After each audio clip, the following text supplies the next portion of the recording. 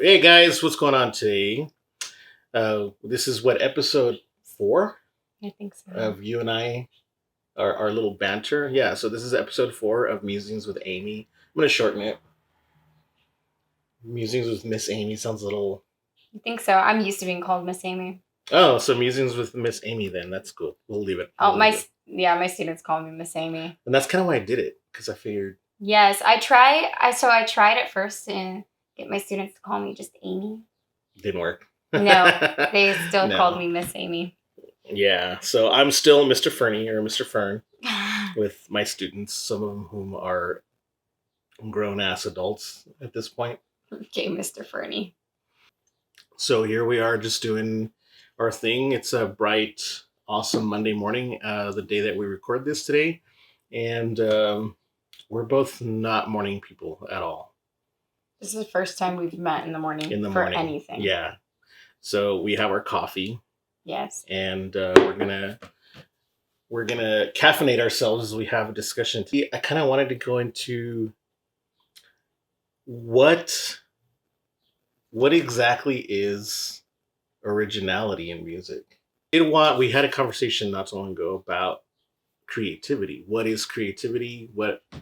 What defines creativity in music? How would you exercise that or practice that, or how do you incorporate that? So what are your thoughts on that? Creativity and originality, I should add. At this point, it's nearly impossible to create something completely new. Mm-hmm. So you revolutionize something that already exists. Right. Yeah, I mean, there is that saying that there is really nothing new under the sun. Everything's been done. Everything is just a recycled version of something else. We're pretty much aware of that. Anybody in the creative field knows that. It doesn't have to be music. Mm-hmm. Art is the same way. Literature, I mean, right. It's all the same thing. But still, even in modern times, there is something to be said about being original. There's something to be said about standing out in the crowd and kind of finding your own voice, making a name for yourself. What is that? This is not my house. That is interesting. Anyway, that might get edited out. Probably.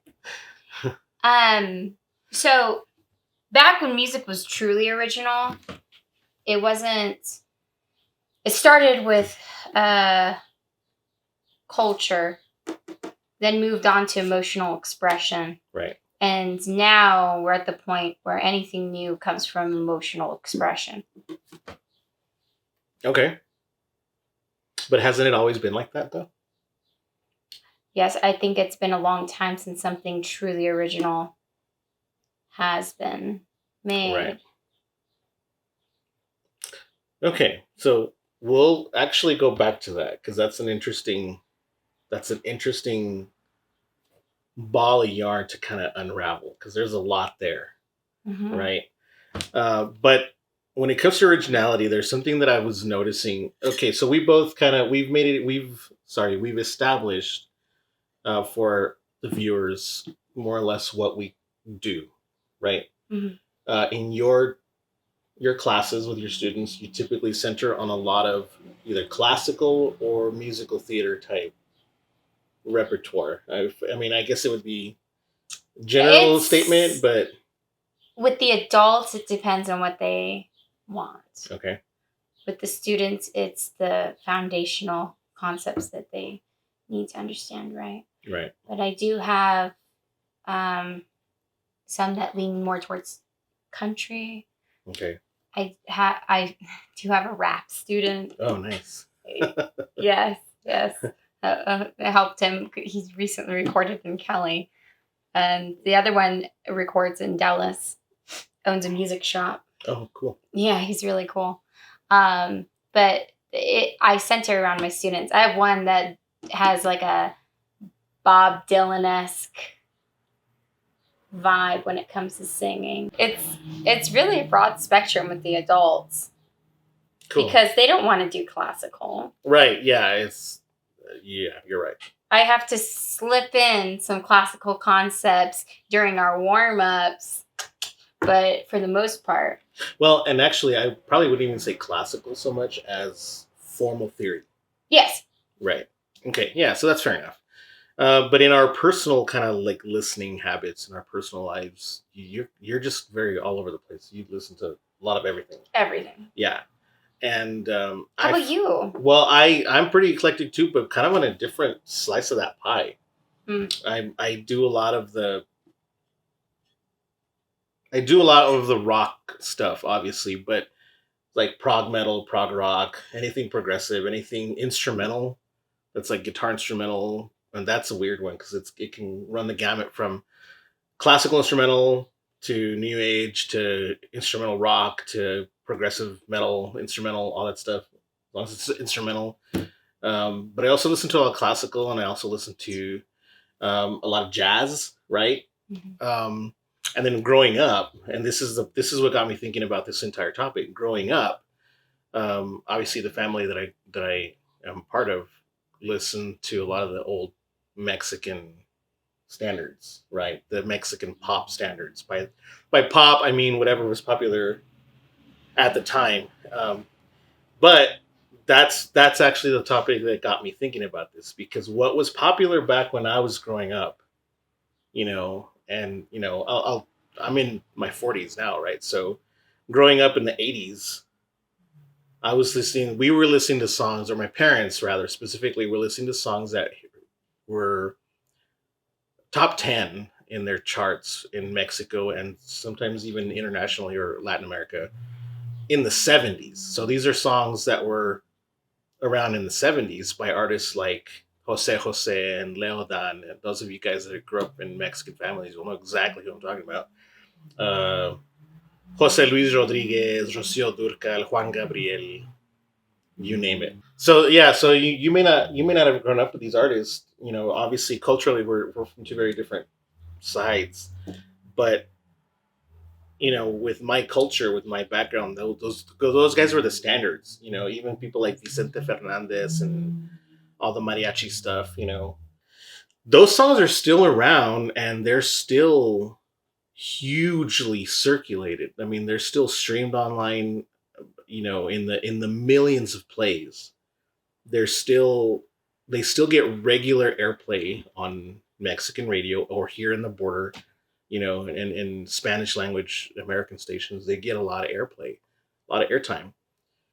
These are songs that have been around for over some of them for close to, if not over 40 years at So this they've point. set a standard. They've set a standard. They're still sounding very, very similar to some of these artists, some of these songs from back in those times.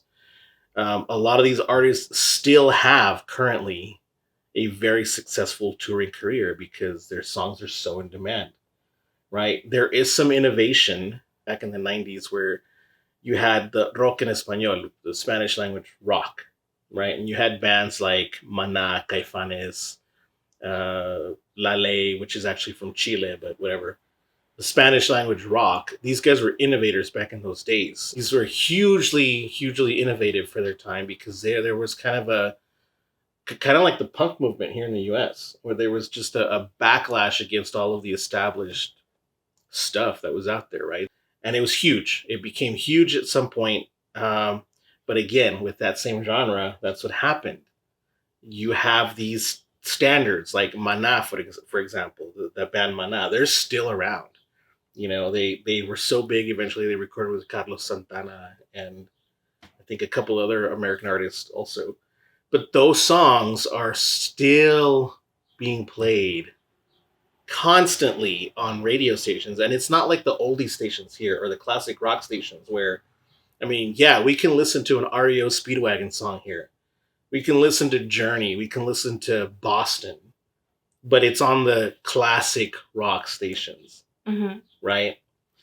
Not over there. So songs like Oye Mi Amor by Maná, which is one of the standards, are still regularly circulated on whatever radio station plays that genre of music. They don't differentiate. It's still very current. Do you think that has to do with how the music industry is run, though? They're trying to cycle out old songs in America to let the new in, to have a control factor over Right. what is popular whether it's good or not. Yeah. Yeah. No, you're absolutely right. So do you think that a particular country's freedom of speech climate is directly responsible for the originality and innovation in the artistic community of a particular country?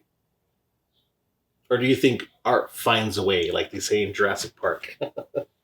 So wherever there's a controversy, there's bound to be an artist that brings light on that controversy, Yeah, especially always. when it comes to basic human rights. Right. So whenever you have a country that is impeding on those basic human rights, Mm-hmm. then there's bound to eventually be an artist that takes their toes over that line. Yeah, and that's always been the case. Always. So yeah, but back to the underlying point of this whole episode is there are certain countries that take a historical whatever, right? They take that recipe and they make something new from it. Mm-hmm.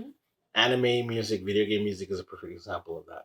Video right? game music is amazing. Right. Jazz is another perfect example of that. Jazz right? is amazing. You take African polyrhythms and a lot of the stuff that eventually became, the spirituals from back during, the slavery days. They had, all of the Well, I think it first evolved into gospel. right. Right? Mm-hmm. And they had a lot of what they have call and response. Call and response, but it was all still African. Right. That got carried over to the New World, and then that evolved into gospel, into spirituals, into blues. Amazing music. Right. And amazing then jazz. music. Right. But Africa is very amazing when it comes to music because it's literally a part of their culture. Mm-hmm. In the post offices, in the fields, wherever they're working, they usually work in rhythm with each Mm-hmm. other as they have a call and response. Yeah. They usually have a leader that leads their call and response, and that it's ingrained in them. Yeah. To their very core. It's beautiful. Yeah. I find it a very, very amazing. Yeah, it's pretty awesome, and we see that same influence in a lot of modern music. But again, keep circling back to the same point.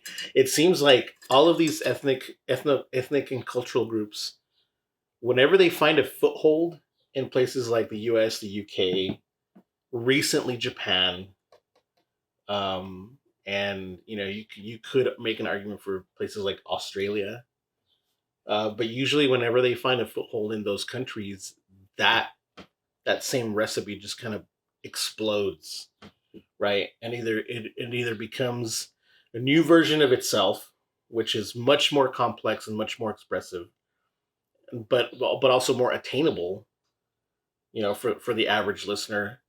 But then also it explodes into something completely different, like we saw with blues and jazz, which became eventually rock, country, Right. Pop, all that stuff, and it's all rooted in those African rhythms. Which is crazy to me because I find jazz and blues so much more intricate than country pop, rock, Mhm. Rock. Better than those other two. That's kind of a different page. But we'll get to that. They're watered down.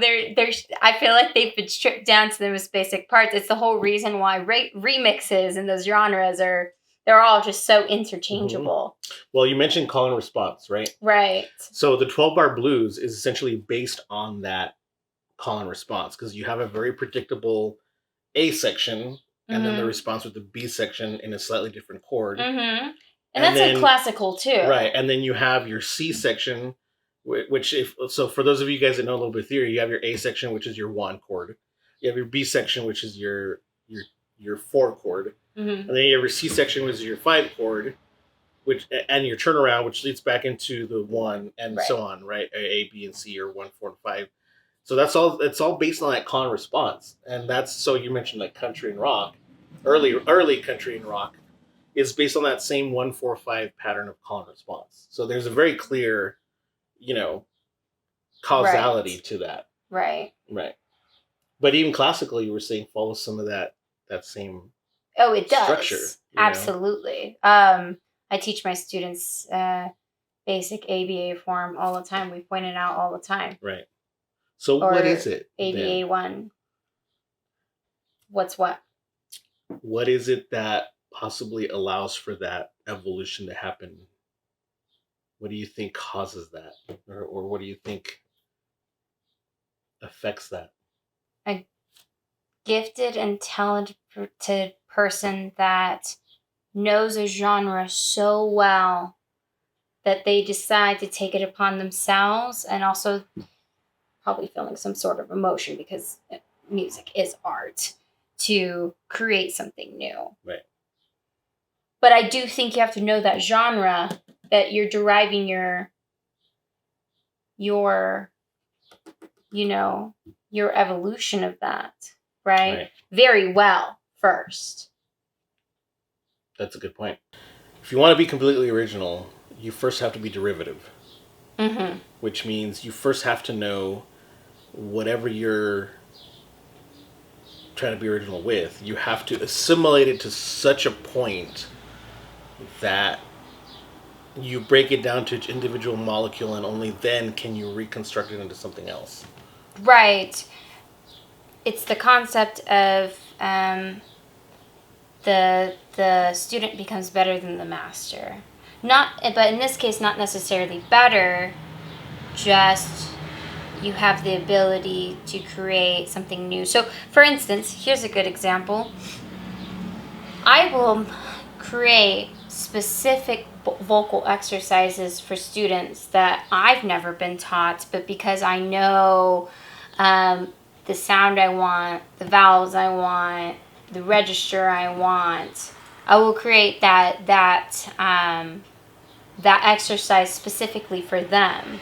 Right. And 9 times out of 10, it's exactly what they needed, right? But I would have never been able to do that if I did not first understand the vocal exercises that I've been taught these past 15 years and what they meant and what they did for me, their purpose, their ins and outs, right? Right. So it's almost like that.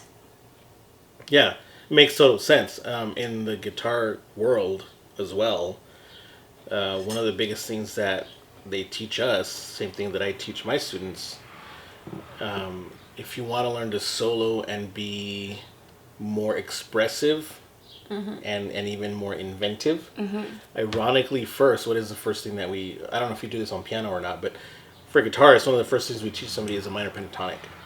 Oh, okay. Right? Because you can do so much with a minor pentatonic, and it fits over almost anything, right? And so, again, in order to eventually become original, you have to first assimilate that into your vocabulary, right? And I mean, everybody knows a minor pentatonic. You could say it's overused. It's such a simple concept, but in order to really learn how to solo and how to be expressive with playing something like a lead line or a solo or an instrumental segue or a full instrumental song, you have to start with those basic building blocks. Right, right, always. For piano, it's all the chords. It's all the chords, the chord progressions, 1, 4, 5, 7. You know what I mean? Right. The relative minors, right? And then when you start to do that, along with chromatic scales, transpositions, Right. then it starts to click. Makes sense. Yeah. So as far as originality is concerned, I mean, that's an interesting topic that I thought, well, we haven't really looked into that. So originality, I mean, I guess to kind of conclude the whole conversation, originality is, I mean, how would you define it even nowadays? I don't think it exists. You don't really think it exists? I don't think it really exists. Right. So we even talked about things like the rap, right, in the 80s, 70s and 80s. I mean, at the time it was kind of lauded as this completely original, cutting edge, just real fresh form of music and expression. but was it really? I mean, let's look it up. It happens when DJs began isolating the percussion breaks of funk, soul, and disco songs and then extending them. right. So Makes total sense. Yeah. So rap originated in African American communities in New York City. Right. So again, we have this genre that is strictly an American invention, as we know it. Rap, as we know it, is strictly an American invention, just like jazz and blues, and we are arguably also by extension rock and country, right? But it's firmly rooted in what? Funk and disco. And all of this, almost all of this, okay, with some exceptions, are all on common time. Right. They're all in common time. All in common time, which is another conversation entirely because I mean you have things like not video game music. No, video game music will be in like 5/8 or yeah. Right. But we talked about it though. Video game music is a lot more influenced by Asian. Yes, which has a lot more. Yeah. Interesting. Yeah. Right. Right. I feel like we had a light bulb moment. Right. So I mean, I guess you are right. My initial coming into this conversation was, okay, there are still things possible with innovation, right? Like people can still innovate.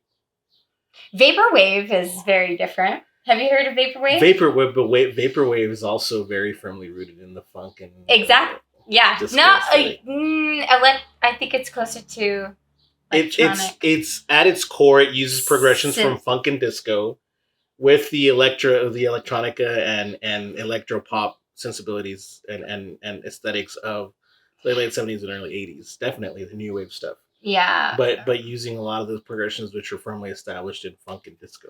And then there's all the electronic, which I believe came from the UK, right? Yeah, so a lot of the electronica stuff, again, another really, really big hub for innovation was the UK.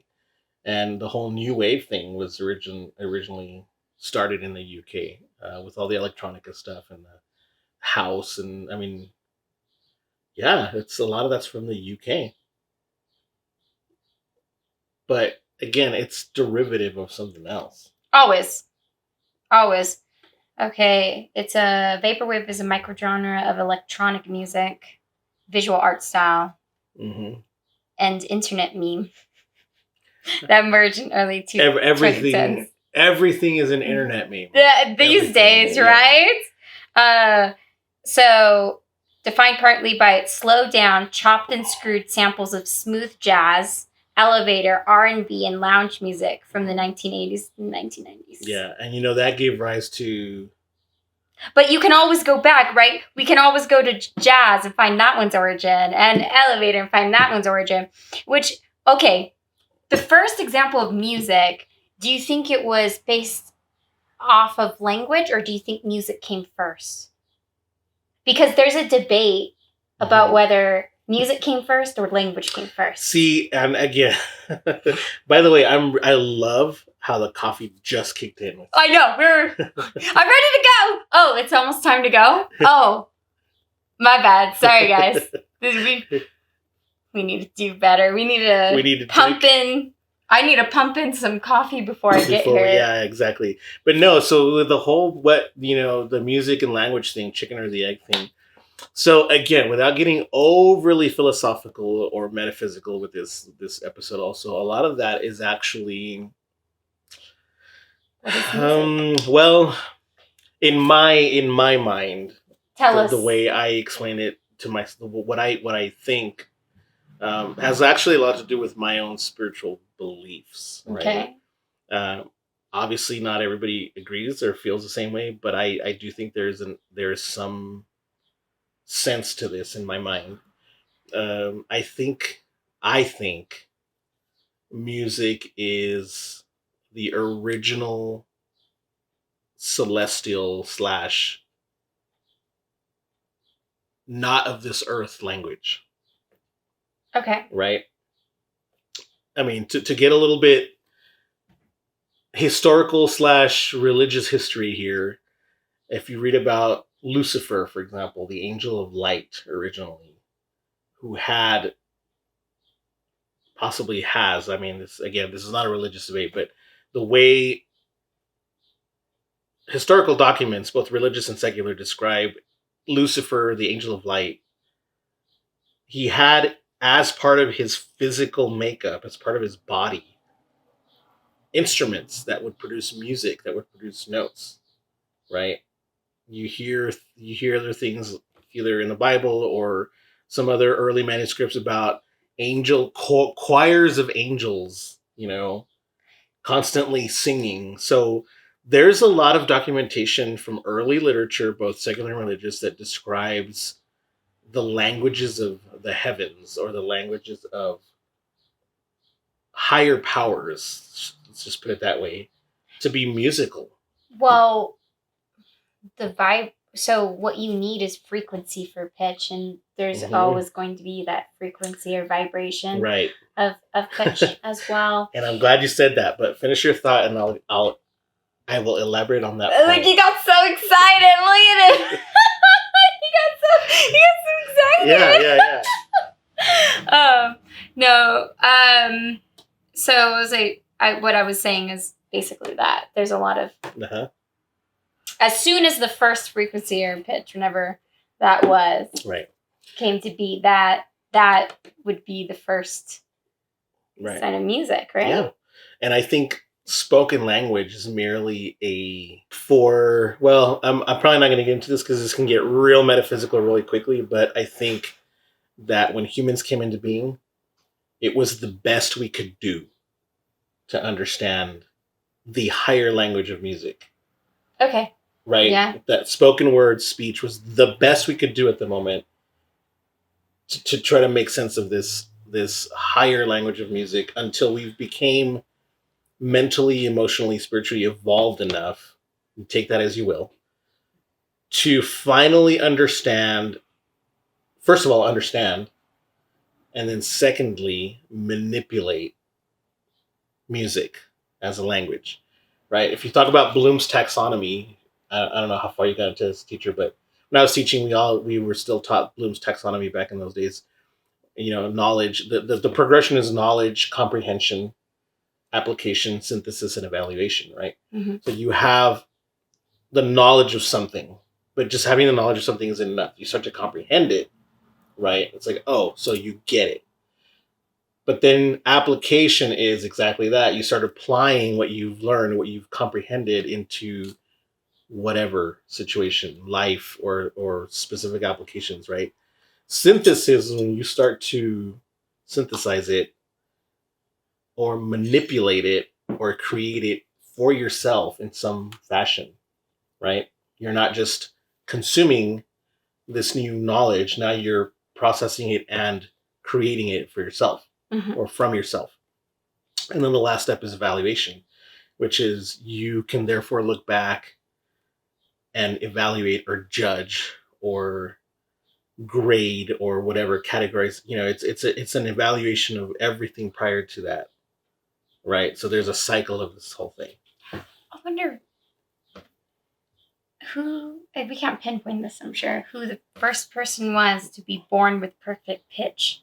Oh, because that's something you're born with, mm-hmm. right? Yeah, you can't learn it. No. It's been established that you cannot learn. And it's often found genetically in mm-hmm. musically inclined families. You can get close, don't get me wrong. You can teach yourself, but it's still relative pitch. You still need a point of reference. Right. To recognize certain, whatever pitch you do. Right. No. Then there's things like synesthesia. Mm-hmm. Right. Right. Which I find is amazing. It's amazing, yeah. Amazing. What a beautiful thing. Right. But that's something you're born with. That's something you're born with. It doesn't always take LSD or whatever. Still not original. Still not original. So, yeah. So let me get back to the remember you made the point about everything is vibration, right? Right. So, physics class, high school and college. Yeah. Remember? When scientists started to understand matter as far as its most basic building blocks, right?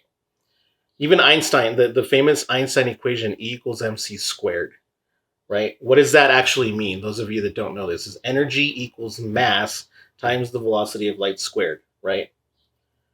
Which in a very, very, very simple nutshell means that all mass can be created into energy, which simpler still means everything is energy, right? Mm-hmm. Everything is energy. So now you've got these other physicists, and when you get into quantum physics, where they start breaking down the atom to its subatomic particles. So at first they thought, oh, the smallest unit of measurement for any mass anywhere for all matter is the atom. Well, they found out no, there's such thing as protons, neutrons, and electrons. Right. Well, guess what? Now there's quarks and leptons, which are even smaller than protons and neutrons. And then they started finding smaller and smaller particles, like the up quark and down quarks and all these other things, and the epsilon particle or whatever they call it. So there's a bunch of other smaller and smaller units that they keep discovering. Well, the smallest they've ever been able to find is where string theory comes from, right? So these quantum strings is what they call them, is what constitutes all subatomic particles. And these quantum strings, according to physics, have no mass. All matter is made out of non-matter, basically. So what these quantum strings are is they're the little strings, like in a loop, that are vibrating at a specific frequency. All matter is vibration. I mean, look it up, guys. I'm not gonna sit here and explain it right now, but Google it. Google quantum strings and how all matter is vibration, right? Right. All of it. Right. Which for me reinforces the theory of this is the original language of the universe, right? And which me reinforces, again, not to get too religious or philosophical here, but for those of us who believe that God created the universe, what does it say? He spoke the universe into existence, Mm-hmm. right? Tolkien describes it in the Silmarillion beautifully, where he calls it the music of the Ainur. The Ainur were like these godlike beings that basically created the universe, right? And he says the Ainur sang music, and the music took shape and became everything that we know. Right? Mm-hmm. But scientifically, it corroborates it. We are all matter. We are all matter is energy. All energy is vibration. Vibration is music. Vibration is music. Yes. It reminds me. So we were friends. So the friend I was telling you about, we were sitting at we were sitting together and we listening to the hum of the light outside, and he has G stuck in his head. So he sings G and we figure out, oh, I think that's B flat. So we pull out a pitch tuner and we're like, yep, that's B flat. And that's how musicians have fun. That is true. That is true. We play this little game with each other. I had a girlfriend once who was as much of a musical nerd as I am. Aw, that's amazing. I know, right? What happened? Oh, I'd rather not talk about it. Okay. But we sat there one time, and I would say wasted 30 minutes of our lives, but no, I wouldn't say wasted. No, it's an experience. Never wasted. We spent about 30 minutes of our lives listening to a dial tone on the phone, trying to figure out what notes were in it. We actually figured out that it was three specific notes, and the intervals were like not what you would expect. There's a minor second in there, but the other one was like a major or minor, like ninth. And so there was a total of like 5 or 6 notes, because a couple of them were octaves, right? This is how music nerds have fun. This is how we hear the sound. So it's our calling. So we figured out that there was a minor second and a minor ninth in there, and something like a tritone, both up and down an octave. Yeah. Okay. Right. Yeah. Which is a way it sounds so atonal almost. because it's so dissonant. But even atonality has a tonality. Yes. Oh, you know what this reminds me of too? Back in the day, they had the devil's chord, and they wouldn't put it in the classical music because the tritone, exactly, which you were just saying was in the dial tone, because of it was related to the devil. Right. It's actually more whimsical than anything, but it's a really cool story about how it's actually an urban legend that composers back in the medieval times, they actually didn't avoid the tritone. It was actually a very popular interval because it added some spiciness to. Oh my gosh, did you hear that tritone? Yeah, exactly. It was like back in the dark ages when they were composing, early. But it wouldn't be found in church, is what I'm saying. No, it wouldn't be found in church. It wouldn't be found in church. As a matter of fact, the tritone was the interval of tavern music and right. lustful, spicy music. Right, exactly. So what I'm saying is, it wouldn't be found in. Right. Yeah. In proper high society music, you would not necessarily find the tritone. Right. Right. Yeah, exactly. Talk to Metallica now, though. No. Oh, you naughty naughties. Yeah, exactly. Like a moth in a flame. Dang. Exactly. But yeah, anyway, so it's amazing. I mean, I like the whole. I like where the discussion went. I think you're absolutely right. There's nothing new under the sun. No. Everything's derivative. I know, and you were trying to argue with me about that. Well, how would this be fun if I didn't? I don't know where your argument came from, but I know I'm right. Ladies and gentlemen, Amy. This concludes our episode for today with Miss Amy. And it was a little longer. I appreciate you guys, those of you that stuck by the whole thing. I appreciate that you guys actually made it through the whole thing. It was intentionally longer.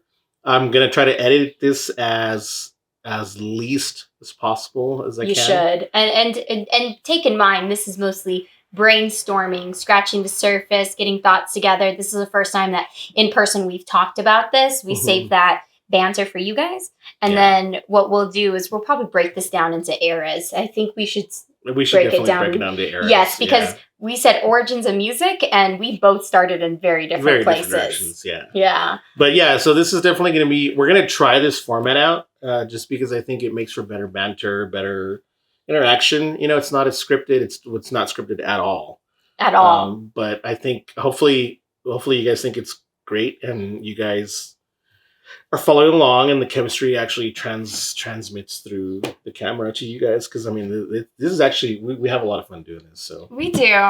So hopefully that translates to you guys. But give us any feedback that you guys have on this episode down in the comments below. Please comment, guys. I know some of you guys have emailed me directly or have private messaged me through YouTube or something. I want her to see them as well. She doesn't necessarily have access to the channel all the time. So if you guys want her to see any of the comments or any of the feedback, definitely leave a comment down in the comment section. I don't look at the actual accounts. This is his account, his original account. Yeah. But I will definitely look at the comments. Yeah, she will definitely look at the comments. So leave a comment, guys. Other than that, I know a lot of you guys really, really like the React video that we did with the students playing Iron Maiden. So that's definitely going to be something we'll do at least once a month, or every third episode or so that we do stuff. Third or fourth. We'll do a React video to something else. We actually have a list. We were looking at some stuff earlier that we love when you guys recommend. Yeah, recommend was awesome because I want to watch things I haven't watched before. Mm-hmm. Exactly. Yeah, for me, I'll be honest with you, it's a little bit harder because I've seen a lot of stuff. It was part of my job for a long time to go out there and actually watch a lot of these performances and music videos on YouTube. So it's fine if I've seen it, I can still react to it. But honestly, if you haven't seen it, that is kind of what I like, because I love your reactions when it's like Judge face, judge face, judge face. No, I was judging you so were hard. but you were actually you reacted really well to that singer for that Iron Maiden video. Yeah. Well, it's exactly what I do for my students. Yeah, so that was pretty cool. That was really candid. Easy. But yeah, so anyway, that's it for us today, guys. Keep your eyes out. Had a little bit more of a delay putting up a video this last time just because I've been upgrading a lot of the equipment, a lot of the software.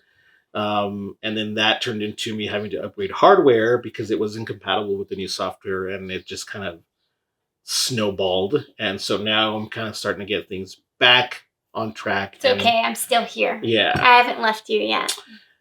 Appreciate that. Oh, you're welcome. So anyway, that's all for now, guys, and hopefully we'll see you guys in the next video. So until then, stay geeky. Bye. This is your selfie lighting? Yes, it is.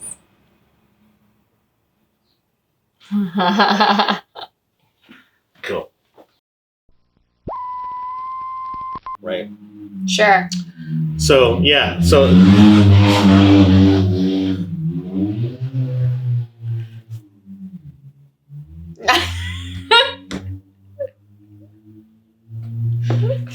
They need to prove it's too early for this. Right. That's a good outtake reel, though.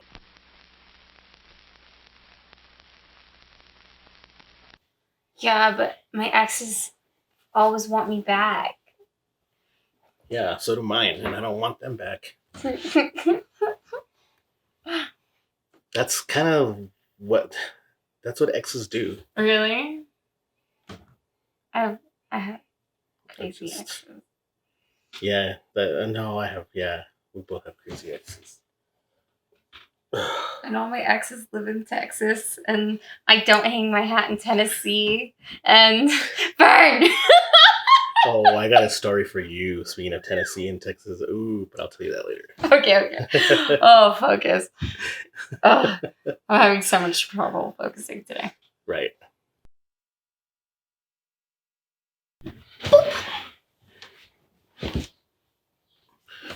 By the way, y'all, if you can actually see the outfit she's wearing, you would subscribe. You would subscribe. Just saying. I'm just saying. Thanks, Spoon. I think. Oh, no, it's a compliment. Oh, absolutely. okay, thanks.